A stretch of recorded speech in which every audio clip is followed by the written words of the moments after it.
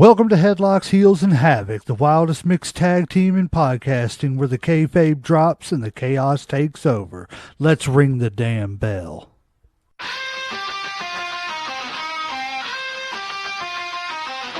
Headlocks tight, heels on the prowl, dropping elbows, hearing growl, feel the foul. No script here, just real, no bluff. Kayfabe crack, now the dirt gets rough. Headlocks, heels, havoc in the zone. Step in the ring, chaos at your home. No filters, no mask, just raw bare tone. Wrestling unscripted, we on the throne. Title bells, mic checks, crowd going crazy. Drop truth bombs, leaving lines feeling hazy. Beyond the kayfabe, past the charade, where legends are born and stories get made. Headlocks popping, who's hitting the mat? Welcome to the Havoc where the real talk's at. Tune in, step through, leave the fake at the door. Headlocks, heels, Havoc, now hear the roar. Welcome to the show, ladies and gentlemen, boys and girls, children of all ages. I am one half of the greatest mixed tag team in podcasting, the legend J-Mac. With me, as always, is everybody's favorite uncle, Uncle Slam. What's up, family? And again, this week, we brought in one of our good friends from Mayhem Media and, of course, fellow horseman, the bad guy, JD. Mayhem Media. Hey, yo. There you go. Hey, yo. I like that. How's everybody's week been? And by the way, happy birthday, Uncle Slam. Thank you. Yeah, getting old and fat. So, yeah, I can't complain. Another year around the sun. So, appreciate it. That's it. You got to count them blessings, especially the older we get. Exactly. You got to appreciate that shit because you never know. I agree. Yes, man. Yeah, nobody's promised tomorrow, so you got to get it in while you can. But yeah, man, it's been a pretty busy week in wrestling, man. I have got a whole lot of stories here, so we will jump into them real quick. I guess everybody has seen this, or I think everybody has. The bombshell text disclosure shows internal conflict between Triple H and Vince McMahon over the WWE creative. So apparently with this there is like a shareholders lawsuit with TKO and all that stuff and everything because of the fact that I guess Vince was not out of the company when the shareholders were told he was going to be out of the company, and he was still running creative at a certain point. And they were not happy about it, so they have, filed a lawsuit. Well, this is some of the text messages and stuff, and some of the stuff between Nick Khan and Triple H. It says Triple H and Vince McMahon clashed over WWE creative as per a latest report. Recently, it was reported that World Wrestling Entertainment was ordered by a judge in an ongoing lawsuit to produce SEC filings and host of other documents related to their merger with Endeavor UFC and the formation of the TKO Group. The Stanford-based promotion was sued by a class of its shareholders, alleging that Vince McMahon did not genuinely search for the best deal for the WWE and thereby did not increase shareholder value, but rather McMahon had a predetermined deal with Endeavor to merge in exchange for him keeping his position in the company in light of his sexual misconduct scandal that surfaced in 2022. Now, text related to this case show that internal power struggles between Triple H, Paul Levesque, and Mr. McMahon over creative control of the company. So, in a report shared by Brandon Thurston of Post Wrestling, the disclosed text presented as evidence in the ongoing lawsuit show Paul Levesque had a conversation with Nick Khan a day prior to the landmark merger, stating that he was expecting the worst. He wrote, "How is it going so far? Man, I'm wound tight today. I can't read. D-Day tomorrow. Expect the worst." Nick Khan then responded with two messages, which were deleted shortly after. It is revealed in the filings that he does not remember the content of the deleted messages. How convenient. Levesque then responded with the text requesting time for a conversation with Khan. Later in the day, the game texted Khan again, stating that McMahon wanted to meet regarding talent cuts, which was also concluded with staff cuts, so on and so forth. I don't want to keep boring people reading all this. I'm trying to get to the actual text messages. Okay, on the day of their merger with Endeavor, Levesque sent a text thanking Khan, notably saying that if it wasn't for him, the game would have been out of the company. While it is not specified what Levesque meant by it, it could be safe to assume it would have to be in relation to his role in the company. He wrote, Nick just wanted to take a moment before all the craziness today to say thank you. Thank you for getting us here. If it wasn't for you, I would have been gone a long time ago. I appreciate you and all you have done and gone through, and I appreciate our friendship. It means the world to me. Thank you and congratulations. Last few was just told by security that VKM is coming to Cleveland TV Monday. What's that about? So this is talking about how Vince was showing up, as creative and stuff when apparently they had told the shareholders that he wasn't involved anymore. That says the more I think about it, the more I'm kind of disappointed in the Ari convo. Seems like we are in the same place. I'm going to tell him to stay out of it or else. This was way different than I am telling him he's done. It's over, kicking the can down the road. So basically, what do you all think? Like, I just going over this and looking it through all this, like, it sounds like Triple H may have been on the outs and getting fired. Well, like right here, it says between you and I, it feels like they are both backtracking on the he's out narrative. It's back to the, well, if he wants to go to the show now and then, and if he gives notes and want to have a 30-minute meeting now and then, okay. So there seems like TKO was still trying to keep Vince, around for his, I guess, knowledge. But does that mean that Vince was on or was going to get rid of Triple H? As the I don't know. What is it, CCO? Whatever he was. Because some of this is kind of confusing, like I said. So I'm not grasping all of it, but from what you, like I said, it sounds like you said, Vince was hanging around when he wasn't supposed to be. Which, if that's the case, then that's kind of like their issue. Now, if you're talking about Triple H getting, like maybe hitting the streets or getting fired, and then something happened that saved him, like, I don't know. I guess them finally getting rid of Vince, which I wouldn't be surprised because, like I said, Vince always wanted final say. He was used to being the final boss, so it's not like it's he's going to give that shit up easily. That's kind of just who he's always been. That's so. I'm not surprised if he goes back to old habits and stuff. And it's like, no, hey, if you don't like what I'm saying, you can go. He had no problem getting ready to boot Shane out or Stephanie or whoever. So I don't see why he'd have any problem booting Triple H out too. Like, even if he is a son-in-law and shit. But right. If you're going to get rid of your son-in-law ain't protected. Yeah. And like, he was going to get rid of his dad too. So obviously, he's, I don't want to say he's a cold-hearted businessman, but he's definitely about his business. He has no problem separating family and business when it comes to it. So, that's just kind of how, like, he's always been. You know what I'm saying? The earliest thing he said is when he bought the WWE from his dad, either his dad was going to get in line or he was going to, get rid of him. So, not really too surprised about any of that. The whole, Vince still hanging around, that doesn't really shock me. Like I said, that's been his life for years, so I'm not surprised if he was hanging on like a little bit longer. And now, that's really up to them. That doesn't sound like internal shit. Like, they can get in trouble because if he was supposed to be gone or away from the company by a certain point, and they were still kind of keeping him around, picking his brain, that's really them and shit. I agree. JD? Yeah, remember last week when we were talking about how TKO Sports is in big trouble? Oh yeah.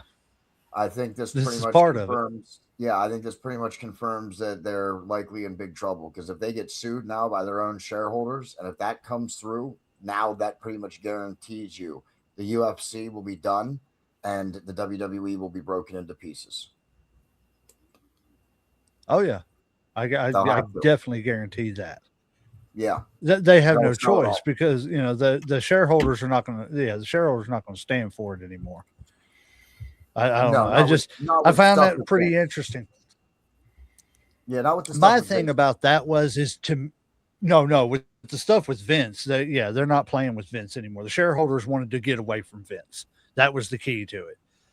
And then, but the thing that really struck me about it was it almost to me sounded like, and again, I hate text messages because you can't tell what people are saying and stuff and everything. Mm-hmm. There's no personal, dialogue, and you just can't tell the context of which people are talking. But to me, if I had to look at those text messages, it almost sounded to me like Khan and Triple H were kind of like, we got to do what we got to do to get the old man out so that we can have the company, to do with as what we want to do with it. I don't know if it was so we can do what we want as much as, we got to get Vince away from the company because we're all going to be sued. So that's what I think more it is. And Vince, I don't know why he sold the company anyway, because he was going to get forced out because of the thing, and he thought he could pull a backdoor thing. Like Tom Brady tried to do with the Dolphins, but it ended up backfiring on him, and it doesn't it can't work that way. Once, not with a sexual misconduct, and the whole thing. If he'd have never took his company public, then it wouldn't matter what he did. It would have never came to light. No one would have ever found out about it. It's only because it's a publicly traded company. So that's what ultimately bit 100% bit him in the butt in the end. And now I don't know if you guys heard this, but I read a report where he's going to wait until, because he can see the writing on the wall. TKO Sports is having big trouble right now, even if it's just directly related to him. So he's going to get Saudi money and try and buy Raw and SmackDown back. I think we talked about this last week a little bit. He's going to get Saudi money. Yeah. We have. Actually, I think we talked about it a couple times or whatever. Yeah. So, I mean, that's likely where I think is what'll happen. I think it's looking more likely. And every time TKO releases a statement, it's looking more like they're going to end up selling it. And if Vince is in the right position, he can buy it back. What do you think the percentage is if Vince buys it back that it stays a publicly traded company? I think it's zero. Zero. He'll never have another publicly traded company again. Not with Saudi money. Yeah, I don't think he'll make that mistake twice or whatever. No. Yeah, no way.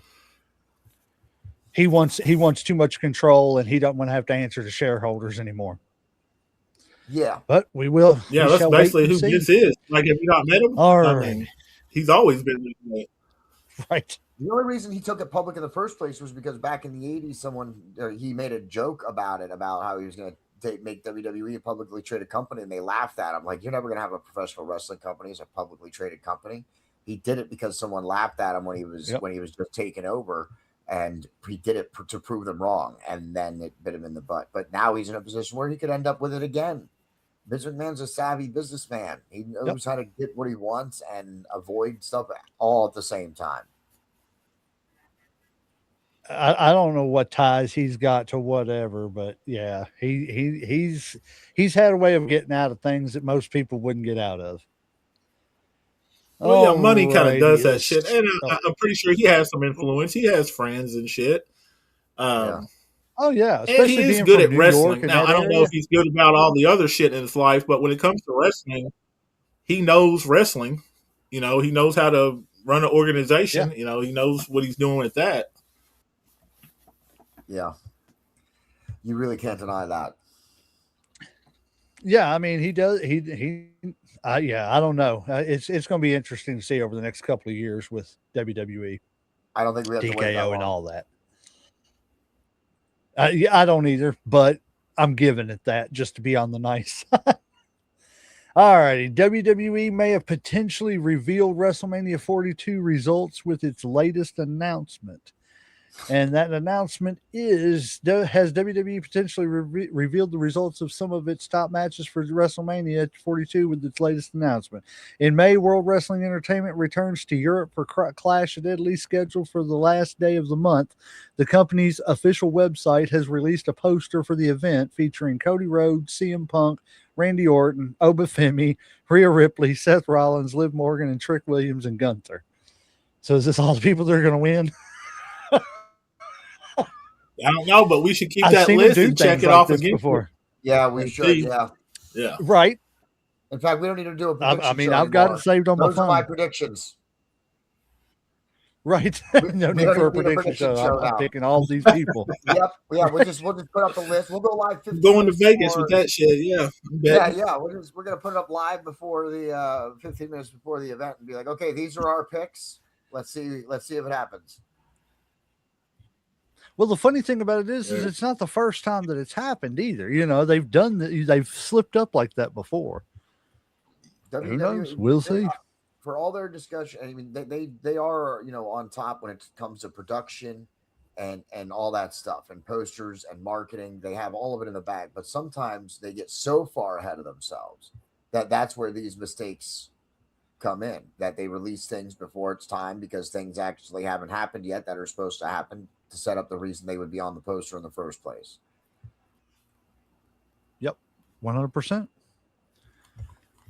All right, let's see here. WrestleMania 43.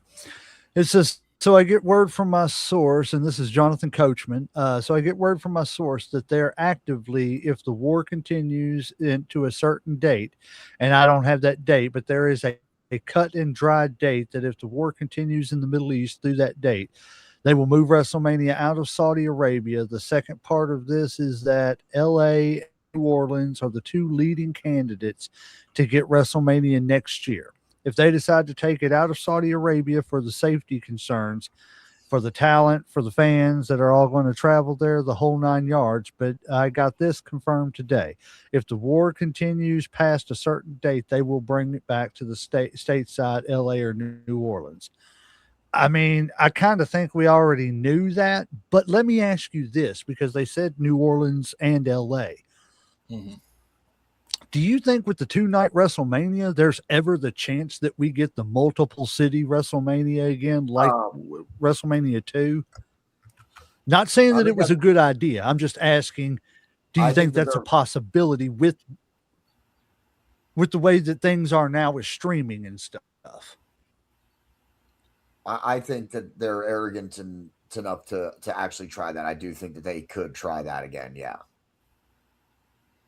Yeah, I can see it. I'm not saying it'd be a good idea, but yeah, like I can see them. I mean, maximize, like I said, you know, take a product, divide it, have a bunch of people here, a bunch of people here. You know, they're always talking about gates and attendance and how many people they pulled in. If you basically had 2 WrestleManias at 2 separate places, I mean, you might pull in more people. Shit, I don't know. You might. It might be a better marketing play of nothing else for the seating. Right. And that's what I was thinking is like, you know, maybe WrestleMania 2 was 40 years too early. You know what I'm saying? The idea was there that, you know, for a 2-night event, 2 different cities, still call it WrestleMania. East Coast gets one night, West Coast gets the other night, whatever, you know. I don't know. It just, I feel like they're opening up the gates for that again, too. I was going to say, don't give them no more ideas. Don't give them no more ideas, man. Yeah, they're doing too much as it is. Yeah, I don't even know if there should be a 2 nights of WrestleMania, to be honest. I agree with not if we're going to have 5 and 6 matches. No, yeah, I agree with Uncle Slam.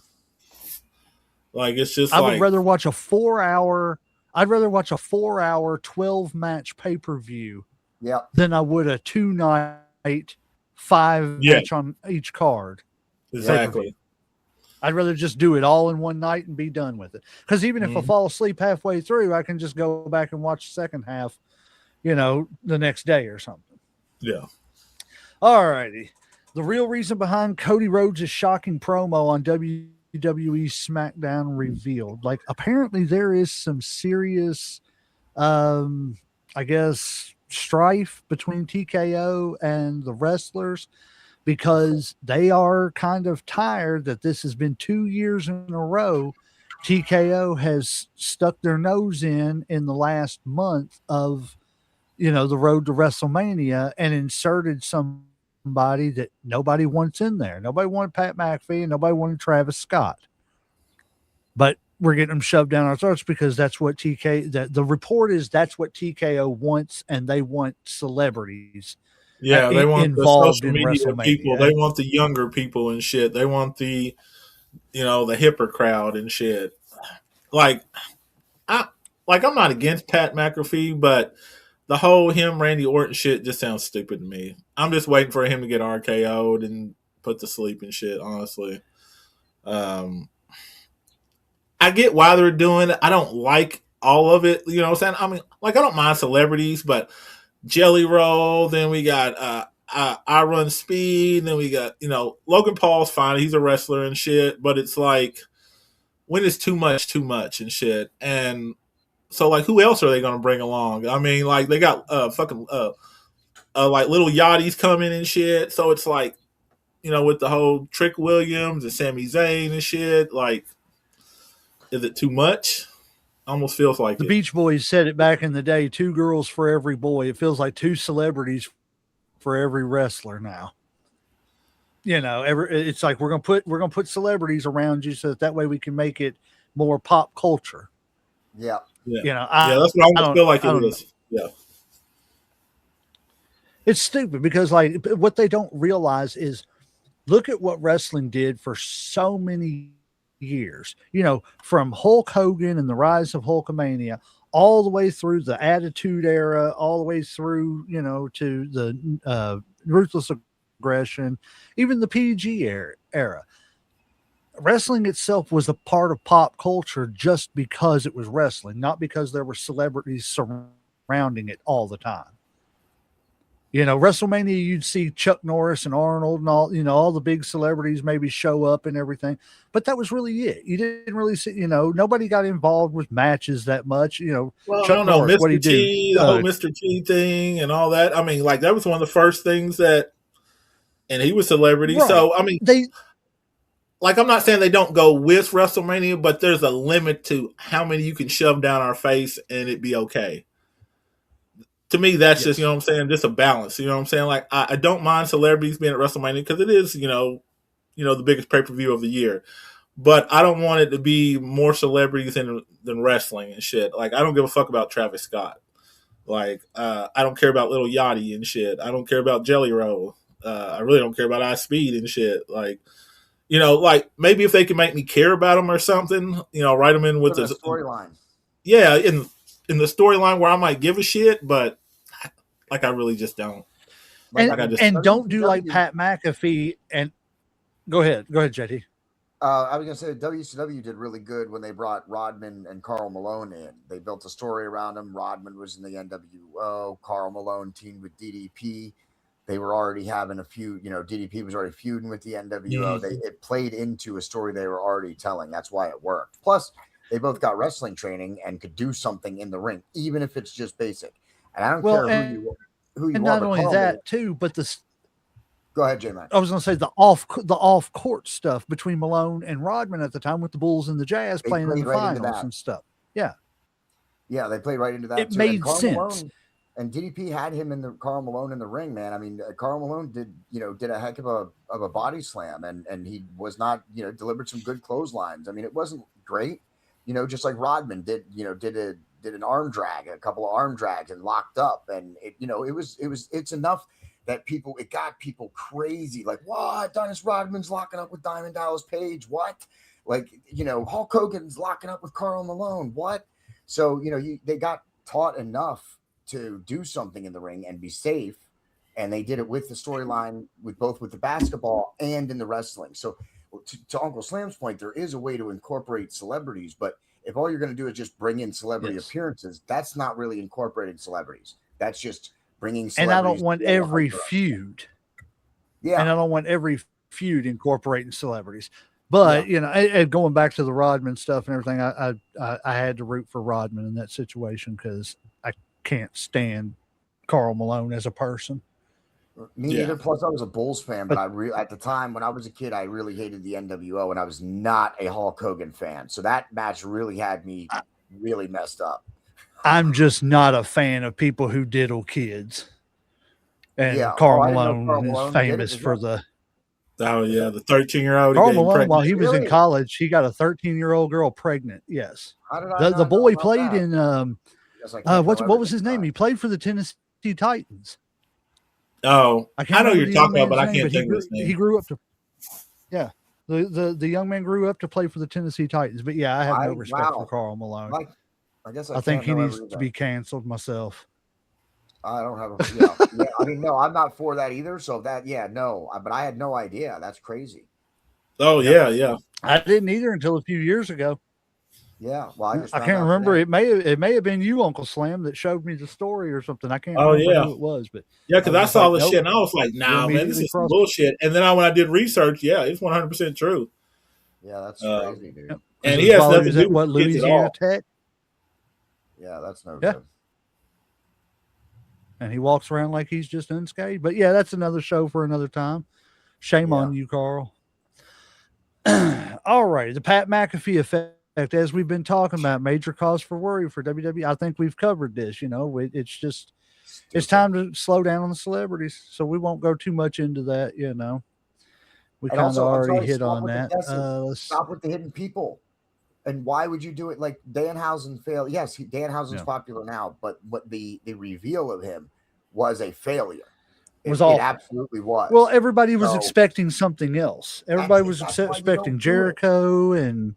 We talked about this. Well, J-Mac on the Call for the Bell episode on the prediction show and stuff that we were talking about, and last week I think too on your show we talked about it. It's just half the people were always going to be thinking one person, half the people are thinking another person, so you're going to disappoint at least half your fan base. There's a time and place in wrestling to do secret reveals. But everybody who shows up doesn't have to be secret revealed. You know what I'm saying? Countdown and stuff like that. It worked for Jericho. You know what I'm saying? It didn't work for Danhausen. No. Even though it wasn't the same kind of countdown, but it was a countdown. Yeah, it was do not open till. Yeah. Is it because it was more comedy with Danhausen than Jericho was more serious? Or do you think it even really matters? It's just the way they did it? I think it had more to do with people expecting things, because when Jericho made his debut, everything was still rumor, news and rumor. Nothing could be confirmed because not everything was online yet. It was just starting for the wrestling industry. Mm-hmm. So even though people may have predicted or maybe some inside tracks, the majority of the fan base still really had no idea. So that's why I think Jericho's worked, because the fan base wasn't expecting Jericho. Nobody was. Nobody thought Jericho was going to jump ship. So that's why I think it worked. Nowadays, everybody is online. Everything is online and everything's immediate. So as soon as you see a box, that's containing somebody, don't open until this day. Before that episode's over, it's already going to be trending on Twitter. Who's in the box? Well, because people are right. And not only that, people are looking and they're dissecting the scenery around the box. What's on the box, how is it written? It's what points to this, what doesn't point to this. Yes. And that's I think you can't do reveal in today's day and age with wrestling right now. I think reveals are a big mistake. I think you got to go back to those surprise reveals where you don't mention nothing and then music hits or lights go out or whatever. Like there's other ways to do things besides like a big lead up. Not everything has to be to J-Mac's point. Not everything has to be a big lead up. Sometimes just shock and awe, surprise. I think those have I think those have a better effect anyway. Whenever it's just like lights out, boom, music hits, boom. That's just me. Bigger pop. They did it with Sting. Some of Sting's first appearances were lights out, the crow sound, then Sting in the ring. That's perfect. No reason for a big build up. Right. All right. Let's see. This past week, see, talent's voice frustration over Pat McAfee's inclusion. We've hit all this. Sorry, guys. I had a whole bunch of these, and I'll just get through them. Well, this was Pat McAfee's response to it. These internet wrestling, I can't remember what he used there. Maybe it was clowns, dipshits have no idea. This is for the good of them. Yeah, we're dipshits now. This is for the good of them. They have no idea what they've been missing. They have no idea what it's supposed to look like. Now we changing. The IWC are not the biggest fans of what happened. They're pretty upset about it, but they are a part of the problem. They are the ones that said, yeah, this is what it's supposed to be, all this stuff. It's like, nah, let us show you what it's supposed to be. It's a very important pivotal moment in the history of the business. So this man is talking about his relationship with Randy Orton being an important historical pivotal moment in the business. Does anybody out there believe that Pat McAfee in any way, shape, or form is a historical pivotal moment for the wrestling business? Take it away, guys.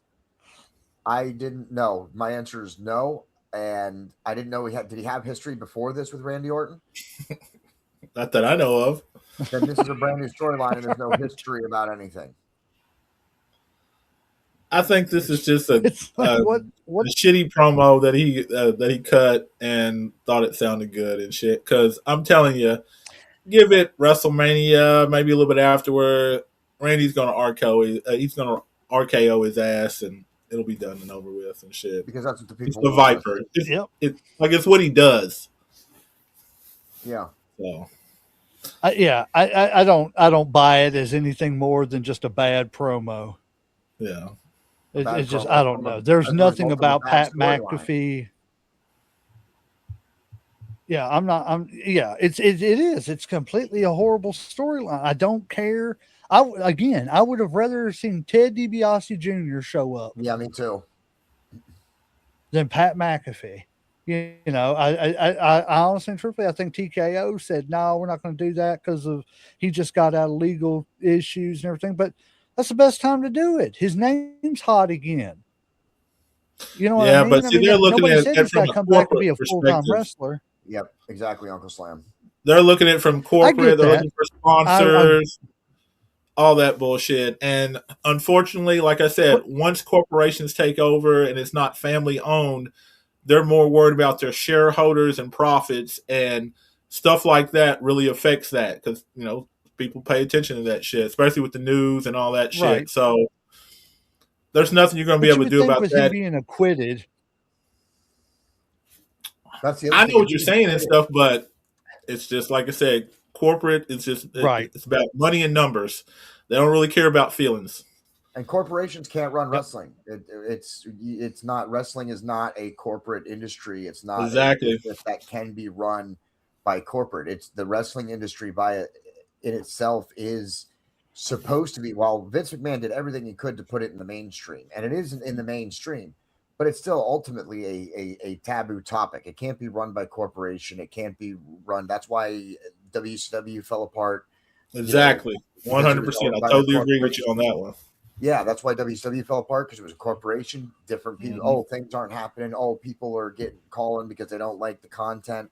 As soon as you have to listen to that, as soon as you have other people that you answer to, then you can't run the wrestling company the way it needs to be ran to draw the attention and to draw in the people, to get the ticket sales and to get the attention you want, because it's not corporate friendly. The way you get people involved in wrestling and really excited about wrestling is to push those limits. And corporations aren't going to push those limits. They want you to stay color inside the lines. Yeah. I think that, like, it's the same thing, you know, when Time Warner came across with WCW, it wasn't, or AOL, when the AOL Time Warner merger happened, that killed WCW because of the fact that as long as Ted Turner was in charge, Ted wanted wrestling. Yep. And as long as he was in charge, it didn't matter what anybody under him said. WCW was going to be on TV. Yep. But, you know, good, bad, or indifferent, it was going to be on TV because there were some bad years there at the end. But the second that AOL Time Warner came in, it was like, we got to get rid of this. We got to completely get it off the books. Whether it's making money or not, we don't want it. Yep. And that's what they did. I don't know. I just hope the WWE don't, you know, suffer the same mistake, but we will see. We're finally off that subject, guys. Yeah. That's the worst part about it, though, is that the WWE owns all of wrestling's history. So if something happens to them, the history gets broken up, and then you'll be paying, if you want to see anything from the AWA or the NWA, You'll only be seeing it on YouTube now. I think anybody who is smart, if you buy, well, going back to Vince is not going to buy WWE, SmackDown, and Raw brands without that lineage and that, because I mean, you think about it, that's all he really wanted from WCW was the video library. That's the only thing that really had a whole lot of value to it. So because of that, he's not going to buy back and leave that out of the deal. If that don't come with it, Vince ain't buying. True. Maybe. I agree with you on that. Maybe. I'm going to say maybe on that, J-Mac. I'm going to say maybe on that. I don't think he will, because he's not going to have him and his dad's company and not have that lineage to talk about. I think the WWE lineage, in terms of the video library of Raw, SmackDown, and the history of the pay-per-views and stuff, I think he'll get all that with the Raw and SmackDown brands that he'll buy. But he's going to have to pay separately for AWA and NWA and WCW. Oh, yeah. Those are all assets that they're going to want money for. That's why I'm saying it's people think that it's just, honestly and truthfully, Raw, SmackDown, and NXT, but it's also the WCW history library, the NWA history library, TNA and AAA are now involved in this too. Like, it's not just the WWE now, it's the history. It's all the history that they've acquired over the last 50 years. If it happens, it would not surprise me one bit if Billy Corgan did not make a play to try to get the library for the NWA back, so that he can have the actual history again for the NWA titles. All righty. Moving on, though. This person chatted, said, I love Roman, but y'all Roman fans are delusional as AF. I'm not going to go all that far. I don't need to cuss for that. It's one thing to say you simply enjoy him more than everyone else. But the fact that there's people saying he's objectively top 10 in the ring all time is just insane. That's not true even in just WWE. I 100% agree. Do you think he's top 10 even just in WWE all time? No. Go ahead. No, you go ahead. Yeah. Let me just, because I got one thing to say. I believe that Roman Reigns is in the top 10 of most overrated wrestlers of all time. Go ahead, Uncle Slam. I was going to say that as far as Roman, I think it's one of those generational things. I think it's almost like the LeBron and Michael thing. Like, if you're born after 2000, you think LeBron's the greatest. If you're born before, then you think Mike is. I think for younger people, they look at him and maybe, John Cena as the GOATs or whatever. So I think it's just more like a generational thing. Now, I don't see him as a, top 10 or whatever, but I think because he had such a long reign, somebody would say that. But at the time, there also wasn't a whole bunch going on in wrestling, so they didn't really have much to kind of choose from. But no, hell no. Like, I wouldn't put him in my top 10 or whatever, but I see why the younger generation would. Not older people, but maybe somebody like, in the last 10, 15 years might think he's the shit, or, he's the GOAT or whatever, or he's top 10. But no, I don't think anybody old school is going to be like, yeah, Roman Reigns is a top 10 person. Roman Reigns is not top 25 in the world of wrestling, and Roman Reigns is not top 25 in WWE lore of wrestling. Now, in saying that, I still have to give Roman Reigns a hell of a lot of credit, because as much as I could not stand him, he got himself over. Paul Heyman got him over. He got himself over. Paul Heyman got him over until he was able to take the mic himself.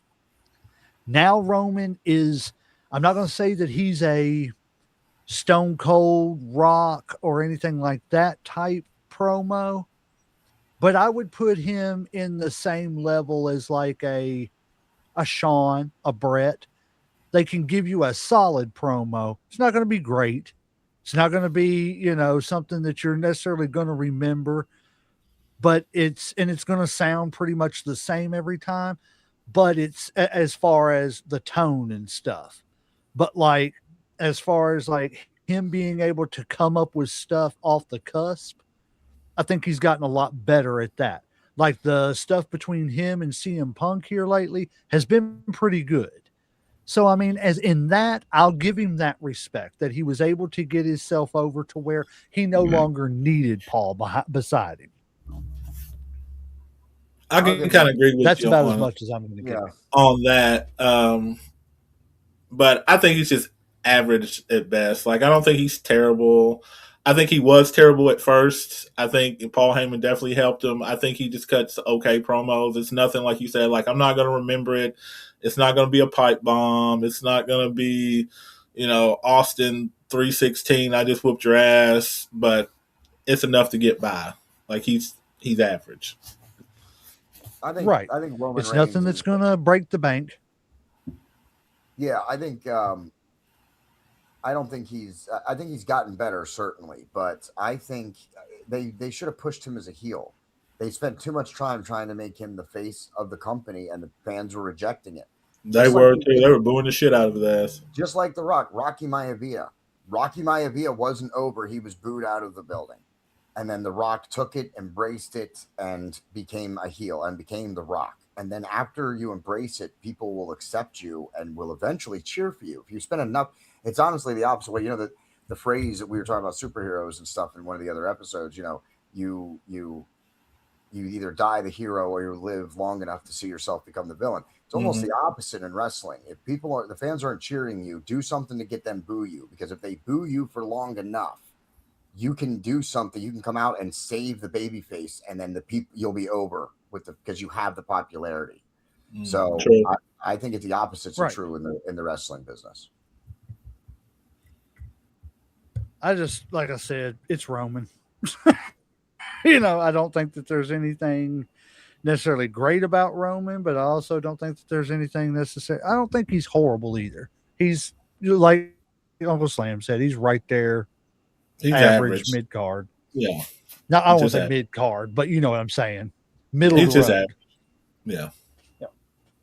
All righty. So this is a big deal that's happening between AEW and TNA. So TNA Wrestling and Carlos Siva pay their talents peanuts and actually only pay them if they are booked to perform, but then feel they should have the audacity to block them from making extra cash on the indies. Meanwhile, Tony Khan and AEW pay their talent very well and still allow them to work independent bookings. Great way to treat your wrestlers, TNA. Well done. You joined the big leagues and are being found out very quickly. You can't work like this. Good luck trying to sign the next free agent. They will all want to clear as day. I work for indie bookings or I don't sign with TNA. So basically TNA and the rest of this that I forgot to grab a hold of, TNA it's going to affect wrestlers doing the TNA AEW crossover. So there's going to be no more of that. He's not allowing them to work indies anymore. What do y'all think about that? Do you think that you have the right because WWE owns them now. That's their policy. Oh, okay. Well, no, they haven't bought them yet. WWE hasn't bought TNA yet. No, they're still independently owned. No, are you sure? As far, I'm pretty sure. Hold on, just a second. I'll make sure. I think they did pick them up. As TKO and WWE bought TNA. I think they're under the E now. I know they had involved TKO Group. Go ahead. It says no. TKO Group Holdings, WWE have not purchased TNA. TNA is still owned by Anthem Sports and Entertainment, while TNA has a multi-year partnership with WWE announced in January of 2025 featuring talent crossovers. It remains an independent promotion. Okay. So I don't know. I think they're kind of shooting themselves in the foot because I feel like TNA was doing it. Hold on. I got to back up on that because I understand you don't want your talent going somewhere else and getting hurt. I get that. But at the same time, TNA is starting to catch fire again. So, and the formula that you were catching fire with was allowing people to show up on other shows. Now I get that because they didn't didn't have their own TV to where, it was good to have people showing up on other shows because we don't have a TV show other than YouTube. Yeah. Now that they're on AMC, I think that's why he's doing it. We've got a TV deal now. There's no reason for everybody to have to show up in other places to get seen. So let's pull it back and let's spotlight our stars ourselves on our TV show.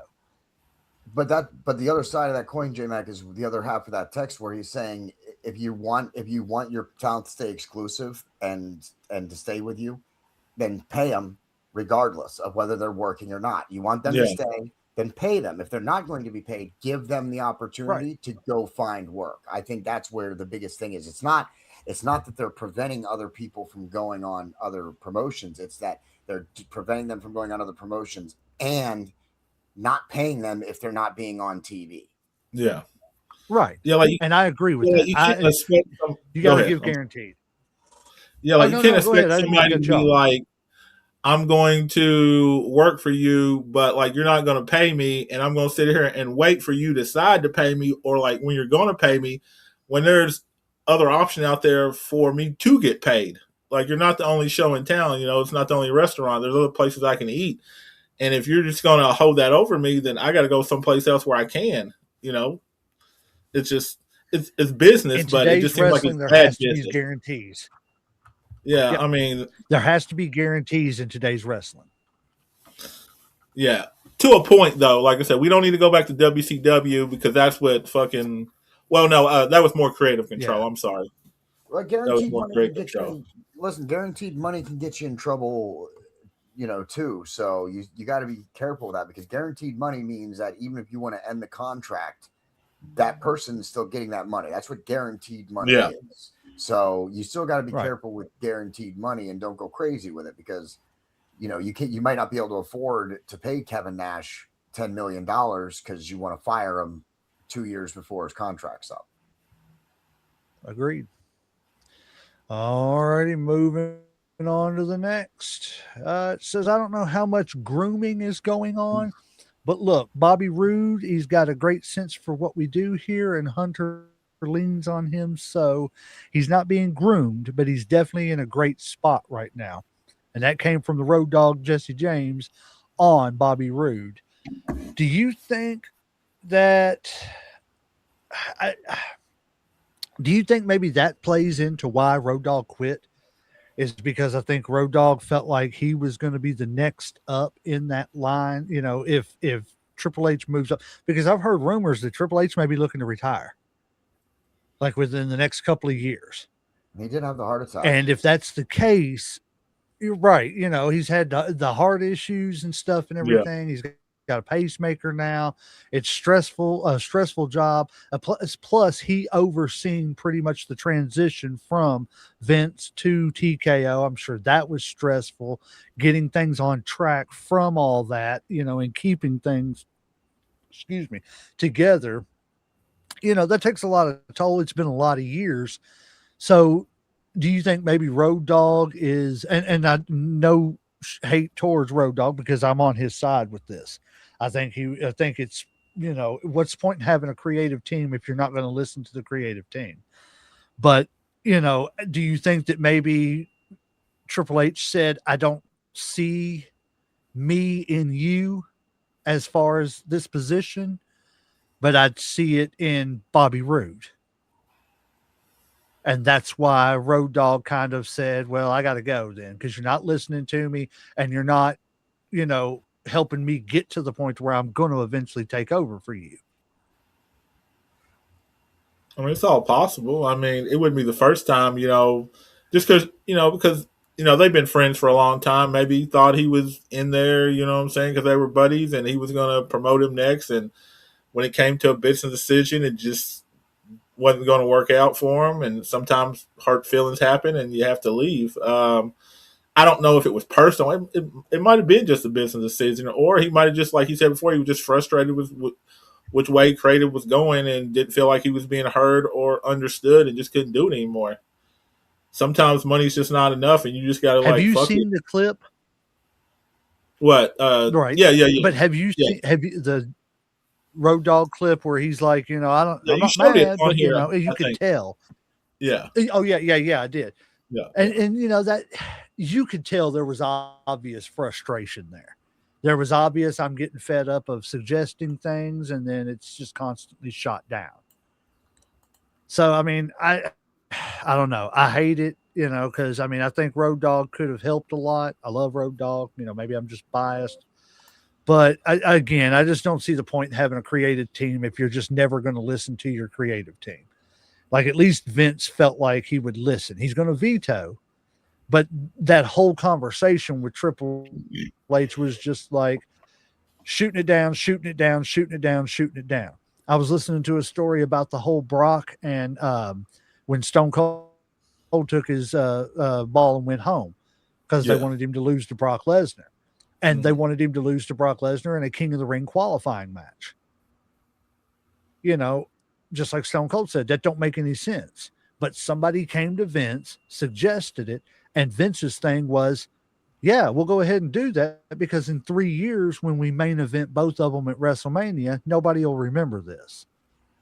Well, Stone Cold was like, no, this doesn't make any sense of why I would lose a qualifying match. I get if it was during the King of the Ring tournament itself, but just to qualify, I feel like it's kind of like the same thing that's going on that, went on here. Vince listened to it and he took it into consideration and said, hey, let's roll with it. But it feels like Triple H is just going, no, it's not my idea, so I don't want to do it. Or it's not what TKO's telling me to do, so we're not going to do it. That's just me. I don't know. I don't know how y'all feel. All righty.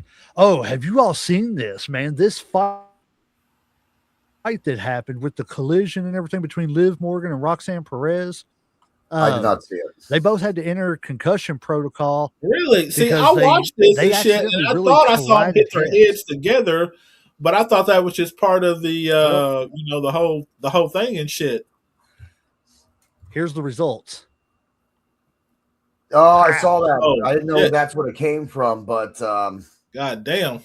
Yeah, dude, that's an egg. That's a may not right there. It may go down, it may not. Right. Yeah. Right. God damn. And my thing is with this being so close with this being so close to WrestleMania, man, damn, here we are, and now you got this possible concussion with these two girls, because I can't remember right offhand if they're going to have anything to do with WrestleMania. I can't remember, if they're in a match or anything. I don't think Greg is. I know Liv Morgan is with Stephanie Vercaer or whatever, but there's only one women's match on each night, isn't there? I don't know. I think so. Yeah, because there's a tag team, and then there's the champion with the two championship matches. Oh, there's a tag. No, you're right. There's 3 matches between both nights. There's a tag team match. There's the championship match, and then they have the women's intercontinental belt on the line too. Oh yeah, Becky Lynch, and then they are talking about adding Asuka and Io Sky as a 1-on-1. So that's a possibility. Yeah, no build up. I'd be interested to see it. That just sounds like a filler match. It's like, well, we needed something to fill up the about 15 minutes of time. Here, let's throw this shit in here. And what's worse is they probably have to show up. They probably told them, hey, women, hey, ladies, show up.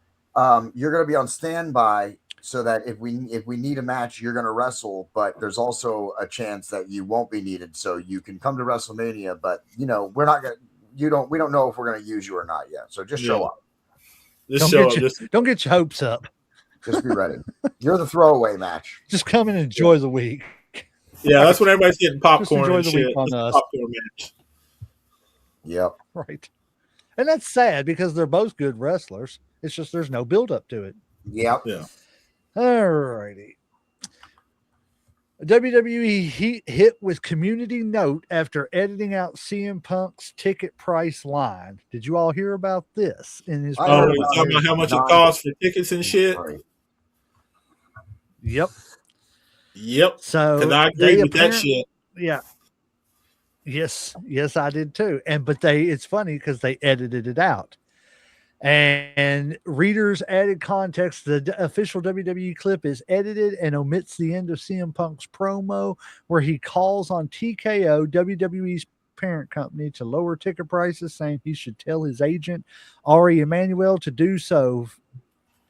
But because of that, this happened. What's it say? WWE is reportedly looking to lower ticket prices for their shows through the summer this year following CM Punk's comments Monday night. Do you believe that, so though? Maybe the big star, maybe they're looking into it. Listen, man. Okay, that is corporate speak before, as we don't really give a shit. We're just going to say that shit to pacify you. Right. Oh, I agree. Let me go you one further, gentlemen. Hold on. Let me go you one further, gentlemen.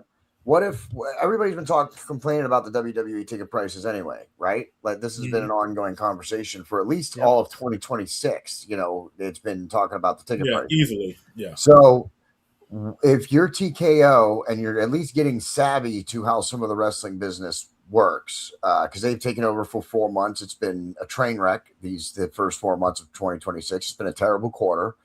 If you're starting to figure it out though. And CM Punk is not, I don't care what people say about CM Punk. The pipe bomb. You think that first pipe bomb he said, you don't think Vince McMahon knew every single word that CM Punk was going to say before he walked out there? Of course he did. It wasn't no pipe bomb. Vince McMahon said, go out there and say it, boy. So, give me a break. CM Punk's not this pipe bomb guy. Okay. He's not what everybody thinks he is. He's a corporate dude. All right. So, if you got a new corporate dude who's willing to do whatever as long as you pay him money, you send him out there to call yourself out, your own self, and you're adding a real life story to the storyline. So TKO sends CM Punk out there knowing that they're going to lower ticket prices anyway, but why not turn it into a storyline in the first place? CM Punk, go out there and call us out because we're telling you to. So that's why you're allowed and not fired right after Raw ended.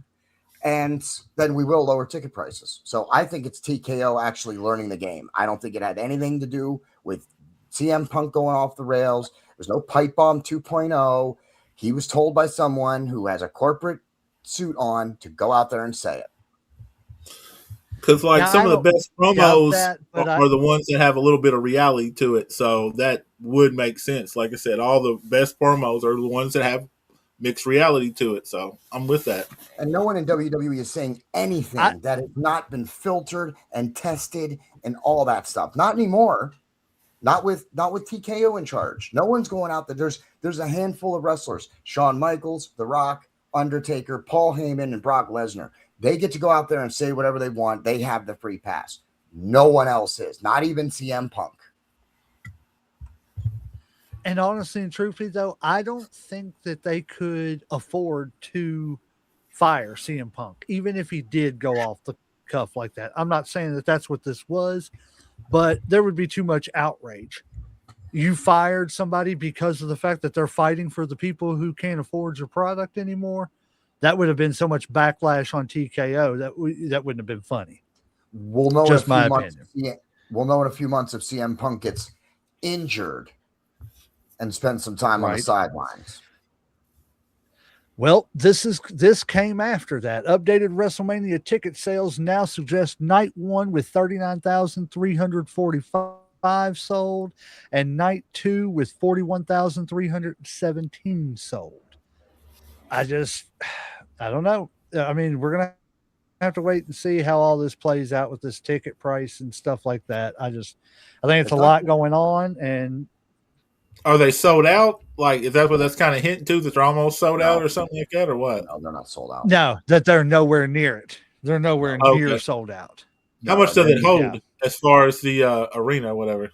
They're going to need another 15 or 20,000, I think, for where they're at to be sold out. Okay. Yeah. Now, is this the same stadium that the Raiders play in? Oh, go ahead. Is it? I'm not sure if it is. Like, you know where they're doing it? Like, is this a football stadium or like, is this like arena or what? Do you know, Legend? I'll find out. I will find out real quick. Where is the WrestleMania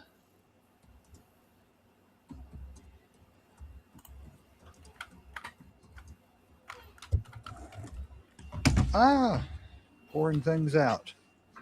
There is let's see. Between Facebook and what we're doing here on StreamYard. I just want y'all to know that. Oh, yeah, there's always been a lag. Significant. Let's see. Significant. It's not telling me anything other than it's just Las Vegas. So I'm assuming that they would, they would definitely probably take the same place. You know what I'm saying? I don't see why they would go to a smaller venue, especially with that brand new place for the Raiders. I think the Raiders do play in an arena. All right. I was just curious. I wasn't for sure. Yeah. Right. I'm pretty sure it's an outside. Well, it is Vegas. I could be wrong. It's not like it rains that much. They don't have to really worry about that. Did you find the name of the stadium that they're doing, J-Mac? I did not. Let me see if it just said Las Vegas. All right, you look that up, and we'll get on to some of these others.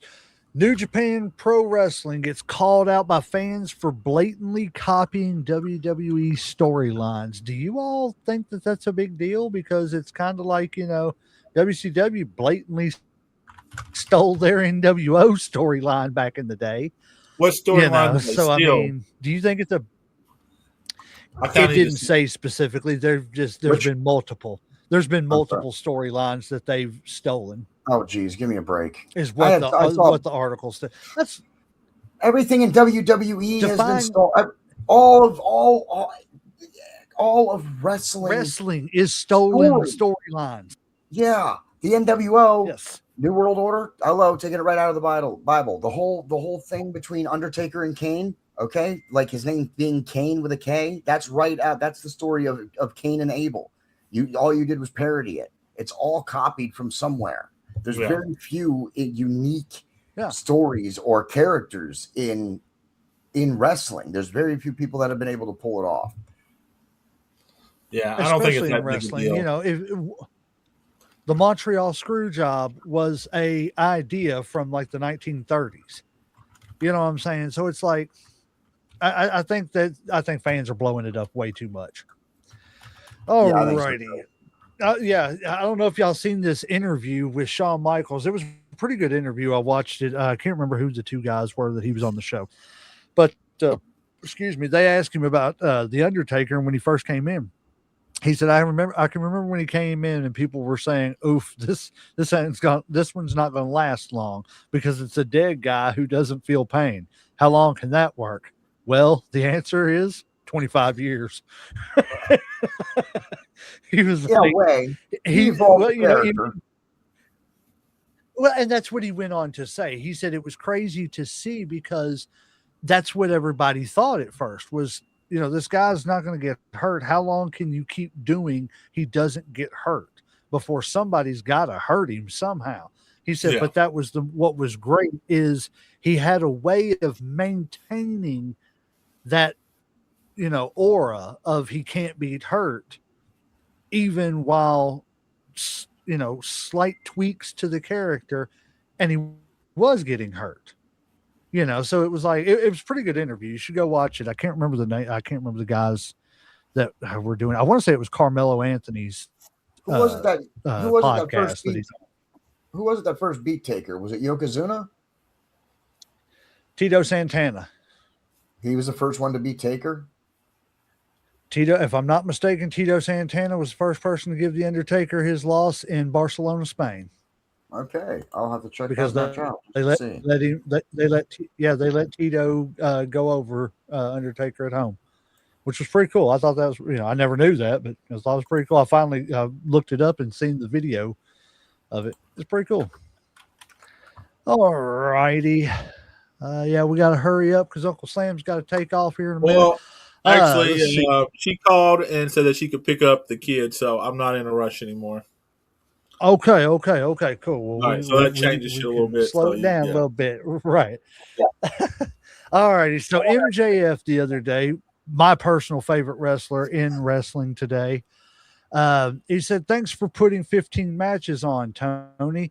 You're a effing whatever that is, Minch. By the time I get out there, you can literally hear you can't hear a person fart. They're dead. They're fucking exhausted. They don't want to be there anymore. MJF's music hits. All right, we got to lock in. And I give those fans in that live audience no choice but to get emotionally invested. And that's something I'm so proud of, because if you put any other top guy from any other era outside of this one in the position that my boss fucking puts me in over and over and over again, they would fucking kill somebody. So what do you think about that, about too many matches? I think he's working. I think MJF see, and that's the thing about it. That's the thing about him. That's why I love him, because you can never tell. I think he's absolutely working. He is the modern day Ric Flair. He lives 100%. That gimmick. 100%. 100%. He is the top wrestler. I think I would make an argument for him being the top wrestler right now among any promotion. I could see that. I definitely could. He's my favorite. And Tony just paid him a truckload of money. Again, do you really think MJF, he has this persona of doing whatever he wants, but is that gimmick? Or did he get that clearance? Did TK message him and be like, hey, you know what would be hilarious? If you, to add to your gimmick, if you call me out about how many matches I'm putting on. Like, that's if you just sit around trolling everybody. Yeah, it would make it. That's exactly like something TK, because TK's a fan too. That's one of the things that I like about him. But also I think is a hindrance to him is that he's a fan. It helps him agree to things that wrestlers want to do because he wants to see it himself. But then he does things too much, and he needs to be the boss sometimes. But that is something that he does do things like that for the fans. He wants you to be confused. So I think he's working. I don't buy that as a shoot at all. He's completely working. Yeah, I agree. Like I said, because like what did we talk about in this episode about how many short matches? They only put so many on, and for him to be like, damn, my boss puts all these matches on and shit. So yeah, I think it's like a backhanded compliment. You know what I'm saying? It's like, hey, I'm taking stabs at WWE and shit, and they might not even know it over here. I like it. Yep. That's me. I like I said, you would be hard pressed for me to find. I can't think of anybody else in the business right now that's as entertaining as MJF all the way around. When he's on screen, off screen, whatever, he is going to give you MJF at every turn. Whether you're at a convention, whether you're at a gas station, whatever, you're going to get MJF. Yeah, if I could, Jay. Alrighty, this next. Oh yeah, before you move on, you were bringing up Tony Khan, and remember I told you I said I had something that I was going to contribute here. If you want me to share my screen, I can show you the visual. But Vince Russo, it was a tweet or a post or something from Vince Russo. Now I'm not going to read the whole thing, but he just pretty much said what I was saying. He thinks that Tony Khan's greatest asset is his kindness. But he also, in the same breath, he says he also thinks that's one of his big hindrances, because in this business, almost nobody who gets to the top is a kind, nice person. You don't dominate with kindness, but that's what Vince Russo was saying about him, that his kindness is his greatest asset. But it's also likely to be the thing that could be his undoing as well. I just wanted to bring that up because I'm not a Vince Russo fan at all. There's very, very, very little about Vince Russo that I agree with, but that I do agree with. I think Tony Khan is a very nice guy. I think anybody who tries to paint, I've never seen anything or never heard anybody say anything negative about Tony Khan yet. The only bad thing that might be about him is he might be trying to keep talent off of TV close to their end of their contract time, but there's not enough evidence to say that that's for sure happening or not.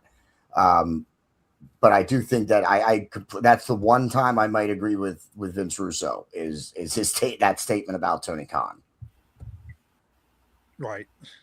I can see that. I mean, I like the fact that Tony Khan is a fan and he's trying to give the fans something else besides what we've seen for the past 26 years from WWE. Yeah. But at the same time, like Vince said, his kindness which is one of his biggest strengths, is also his biggest weakness Yeah. because it gets him walked over too much. I think that and the fact that he just doesn't know enough about booking. He needs to get somebody in there to take over the booking. Don't give it to a committee. You need to give it to one person that is going to run things by you, let you veto it. But I would do it this way.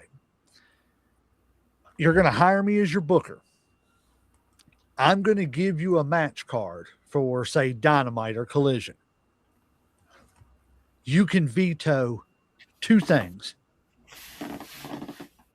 After that, whatever 2 things you want to veto and you want to go in a different direction with, we'll do that.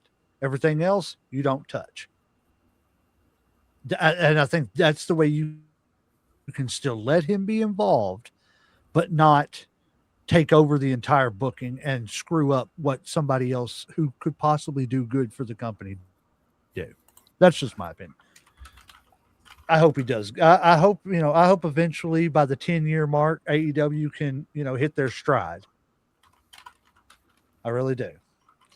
This one is kind of a sad story. I don't know if anybody remembers this guy from a long time ago. Years ago, there was a wrestler from the Oregon era named Billy Jack Haynes. It was on a couple of WrestleManias, was actually supposed to be one of the big stars and everything of the new WWF when Vince took over from his dad and everything. Billy Jack Haynes, though, about 1.5 years ago, murdered his wife.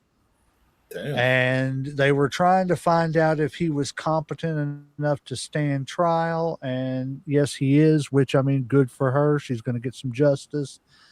But it was really weird watching. And again, you've got to take certain shows like, and don't get me wrong, I like Dark Side of the Ring. I think it's a really good show. But you also have to take everything that they're doing with a grain of salt, just like anything else. Everybody's going to skew it to their opinion of what they're trying to sell. Yeah. But like in that episode, it talked a lot about how, and even Billy Jack Haynes himself said he wasn't worried about being fired by Vince because he was just going to go back to running drugs. Oh, wow. And yeah, he got a deal where he was told to go pick up like $1.2 million and bring it back.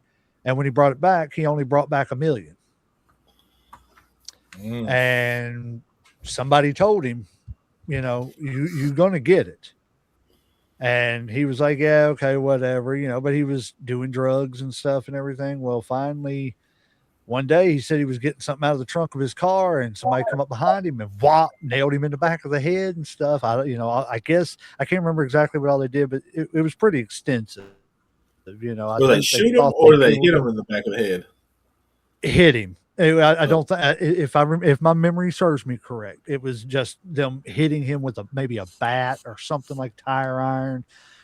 They were sending the message, blah, blah, blah. Okay. I don't think they were going to kill him over 200,000, but they were going to definitely send a message. You don't mess with us like this anymore. But, ever since then, it was just like, if you really look into his life, things spiraled. And they spiraled quick. But the thing, like I said, the thing that was so sad was, man, he had the look. He chiseled body. His character was kind of based off the Billy Jack character from the Walking Tall movies. Or no, not Walking Tall. Billy. It was just Billy Jack, I think it was. Maybe I'm maybe combining 2 different movies there from the 70s. But he had had the looks, had the gimmick, everything that everybody, and then all of a sudden it just fell apart. Like my biggest memory is, I believe it was WrestleMania 3, him and Hercules, when they were doing the full Nelson match, and the chain broke or whatever, they were doing the tug of war with the chain and everything. So it's just sad, man. It's sad that life gets to them like that. Oh, drugs will do that. Yes. So the other day, I don't know if you all seen when, and I'm assuming it was probably a drunk rant, and I hate to say that, but Ric Flair went off the other day talking about how WWE was actively trying to ruin his reputation, that he's actually a Yeah, I saw that. 21-time heavyweight champion. And, they want, but he played along and said it was only 16 and this, that, and the other, basically calling WWE out, saying that they're trying to erase him from history. Well, now Ric Flair's come back around and he's backtracking after accusing WWE of trying to destroy his legacy. Is it me, or there was a point in time with this when I was like, damn, Rick, what are you thinking? But now I'm just like, I'm almost getting sad for him. Yeah. It's all. And then finally catching up with him. See Ric Flair. With all the alcohol and partying finally catching up with him. Yeah. I think it is. I hate to say that, but I honestly and truthfully, I know that's not the lifestyle that he wants to live. But Rick, I think it's time to just go home and disappear and just enjoy the last few years that you got. Yeah. Yeah. I mean, we've had 50 years of Rick. Yeah. And he can't do it in the ring anymore. He shouldn't really be involved. No, definitely anymore. Not. And I know that he's had not a good, he's had a lot of tragedy in his life. But he got a run with his daughter as champion. He got to spend time with her and do a whole angle while she was champion, walking her down to the ring and stuff like that. So he got his his child moment too. So I think Rick needs to be done. I think he needs to just step away from wrestling, and I don't even know. I don't even know if you bring him back in like a guest capacity or something. I just think it's time for Rick to just take a step back from the wrestling world for a while, at least from the on camera position. Let me ask you this, and this is separating Ric Flair from Richard Flair. Does somebody like a judge or something need to step in and save Rick from Rick? I don't know how you get danger from himself. I don't know how you do that. Yeah, because his whole lifestyle is a danger to himself. The drinking, the partying. But you can't. But he's still 89. That's what I'm saying. He's still doing the same stuff. He's not. Yeah. And how do you stop him? You can't declare him mentally incompetent. Yeah. As crazy as the sun gun is, he's not mentally incapacitated. You can't say that. Mm-hmm. So I don't know if there's anything he can do. I don't think you can save Rick from himself. I think Rick will do what Rick's going to do until he's in the ground. Yeah, I agree. I think it's sad though. It's sad because I don't want to see him. He's already ending up that way, but I don't want to see him end up to where Ric Flair is nothing more than just an embarrassment to professional wrestling. I would argue, of all the antics after wrestling. I would argue that some of the end of the days in WCW were not so good. I'm glad he got a good run in WWE after WCW was sold, because the end of his run in WCW wasn't exactly the best or the greatest either. That's how they were portraying him at the end of WCW's reign. And here we are 20 years later after WCW's done, and we're still talking about Ric Flair being crazy. Right. And it's just, I don't know.